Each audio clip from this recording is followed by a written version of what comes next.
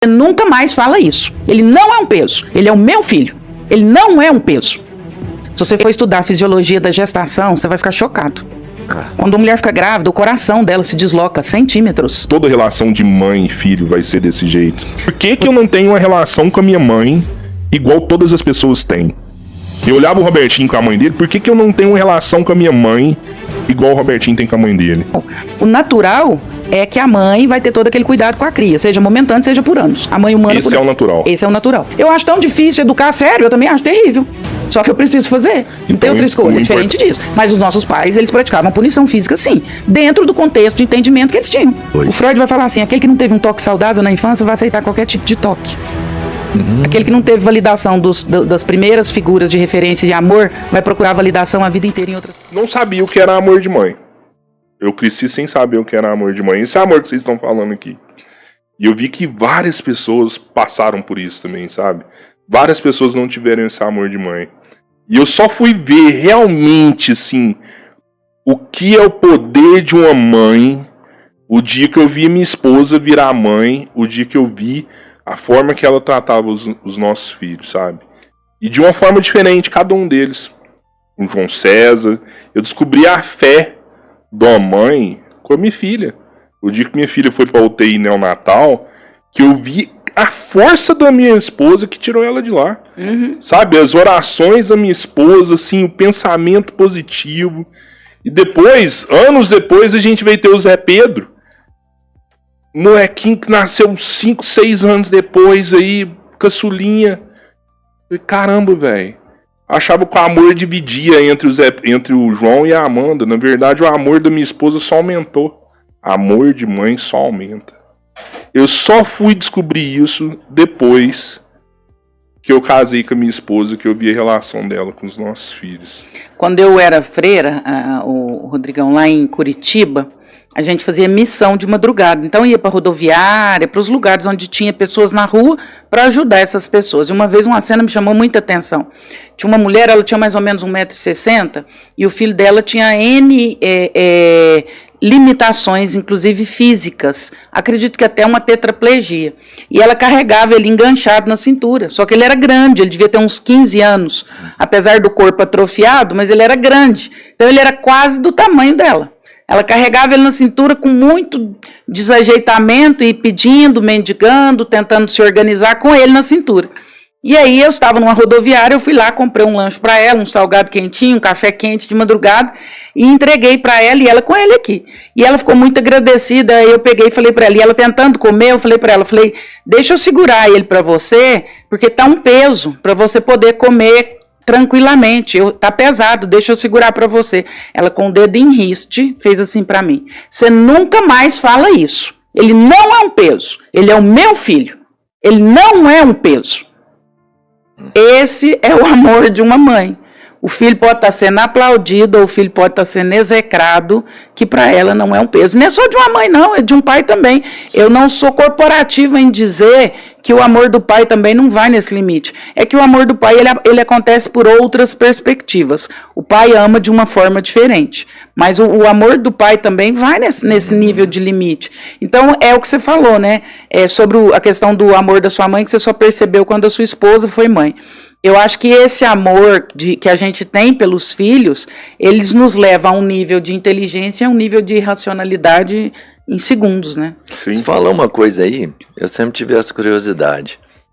E você me dá respostas surpreendentes, com vários conhecimentos que você tem.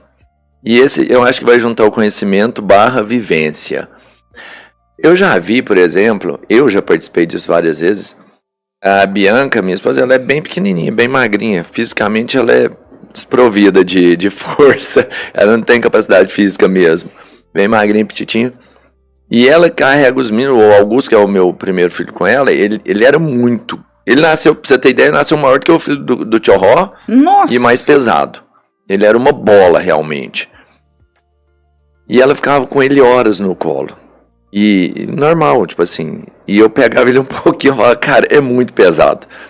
Essa força da mulher é você falou da mãe que carregava o filho enorme ali do lado, ela conseguia ajeitar ela no corpo dela, como se fosse parte do corpo. E ela ficava um tempo inteiro com ele. A mãe, ela tem um jeito de pegar a criança que ela faz menos força, porque físico não é. É uma força mental. O que é que a mãe consegue ficar tanto tempo com o moleque no colo? A mãe e o filho é fusionado, né? Se você for estudar a fisiologia da gestação, você vai ficar chocado. Quando a mulher fica grávida, o coração dela se desloca centímetros por conta da barriga e da criança. Caramba. Os órgãos se deslocam. Então, nós estamos falando que o corpo dela se adapta, os órgãos se adaptam e mudam de lugar para caber alguém lá dentro. Para começar, que eu acho que gestação é a coisa mais... Se aquilo não for divino, não existe nada divino. Como que você forma uma gente, uma pessoa dentro de você?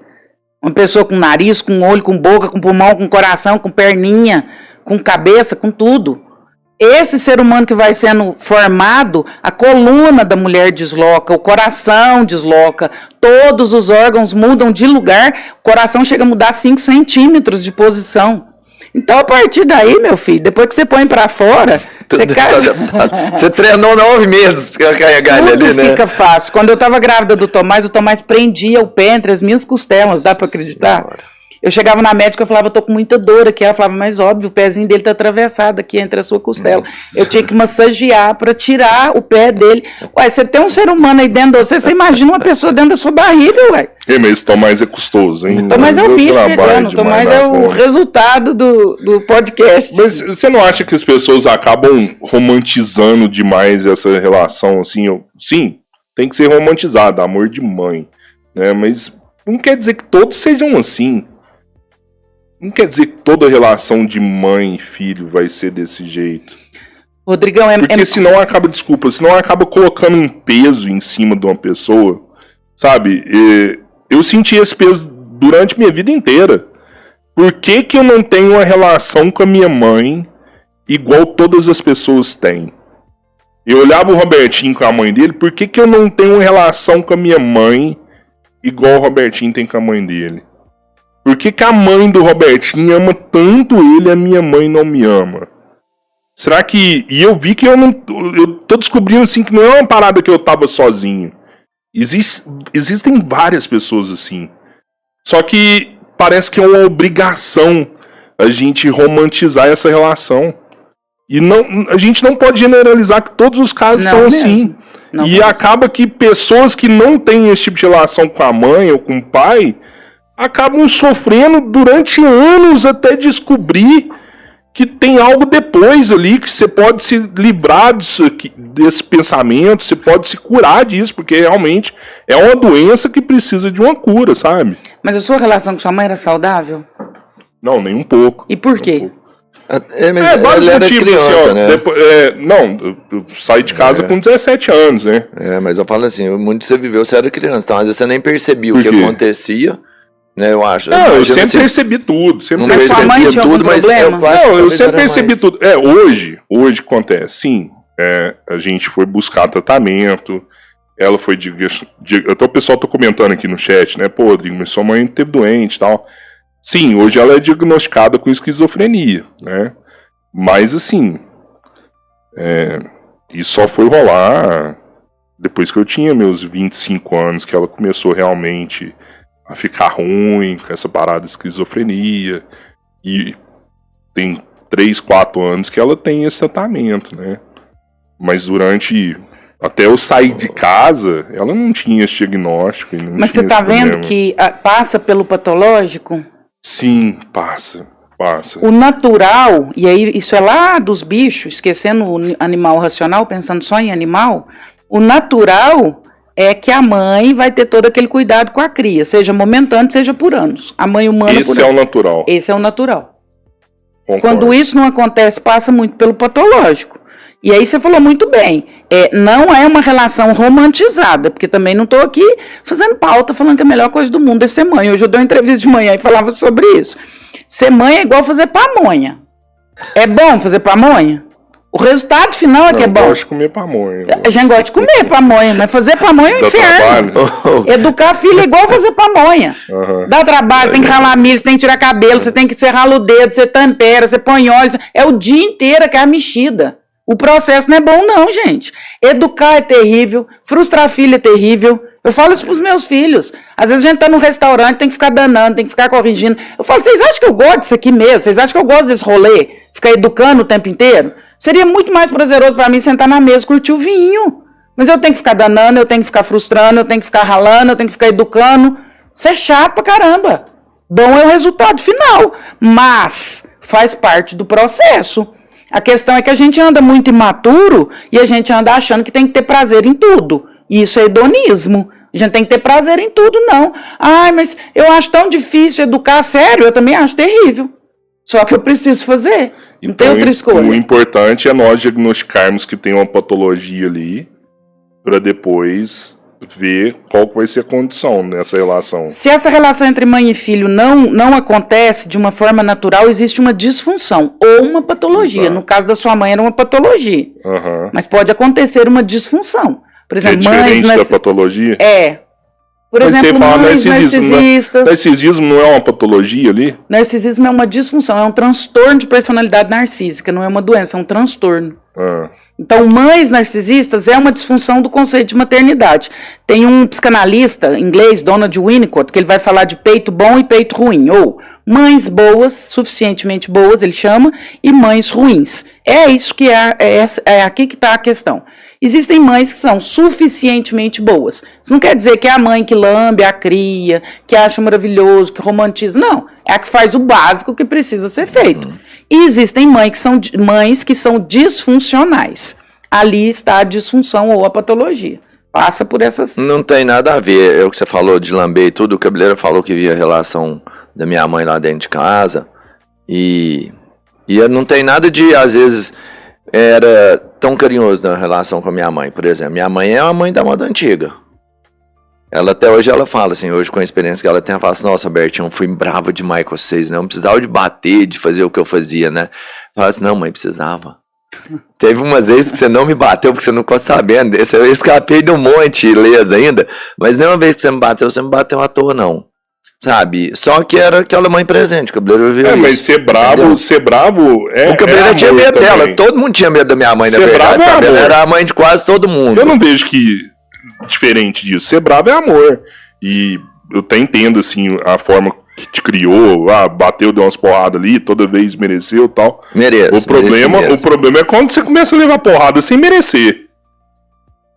Não, isso aconteceu também. Às vezes meu irmão que tinha feito a merda, eu ia junto na lambada ali, sabe? Você entende a diferença, assim? Você entende claro, que tem gente que apanha, que chega a sofrer violência doméstica dentro de casa. Mas existe. Sem merecer. Eu não sei, André, você me ajuda então nesse momento. Porque, por exemplo, principalmente antes da minha geração, na geração da minha mãe, do meu pai, eles eram castigados severamente. Uhum. E eu acho que nem toda vez por falta de amor ou por um transtorno, era meio que cultural. O pai recebeu espancamento quando era menino, passou espancamento pro filho. O que era péssimo, né, inclusive. Sim, mas isso... Ele não faz nenhuma apologia em relação a isso. Não, de jeito nenhum. Mas é porque o Cabeleira falou assim, às vezes você bate, e eu entendo, às vezes bate, espanca porque é um maluco doente, e algumas vezes não, é porque a pessoa foi criada daquele jeito, isso... Foi criado daquele jeito. Tá certo, nenhum tá. E aquela. Tem uma música do Djavan que fala assim: sabe lá o que é não ter e ter que ter para dar. O que os nossos pais tinham, gente? Por exemplo, meus pais tiveram 7 filhos, minha mãe pouco estudou, meu pai era policial militar, vivia viajando, não entendia nada de criança, não entendia nada de psicologia infantil. Eles deram o que eles deram conta de dar. Como é que você pega 7 meninos e vai sentar cada um e vai conversar e vai tentar entender o que está acontecendo? Vai na levada, como diz você. Um fez, todo mundo acaba sendo punido. Eles deram o que eles tinham. E era dentro de um contexto da época, né? Uhum. Pega ali 30, 40 anos atrás. Era um contexto onde havia punição física. Era do momento, era o que acontecia, era o que se podia fazer, era o que dava conta de fazer. Então eles deram, nesse sentido, o que estava dentro da contextualização deles. É igual você falou, é diferente de alguém que espanca e uma violência, é diferente disso. Mas os nossos pais, eles praticavam punição física, sim, dentro do contexto de entendimento que eles tinham.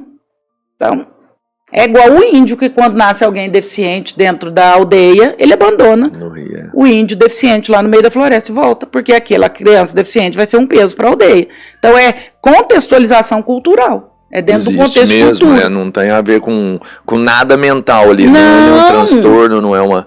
Não, de jeito nenhum. Tanto que não deu problema para a grande maioria.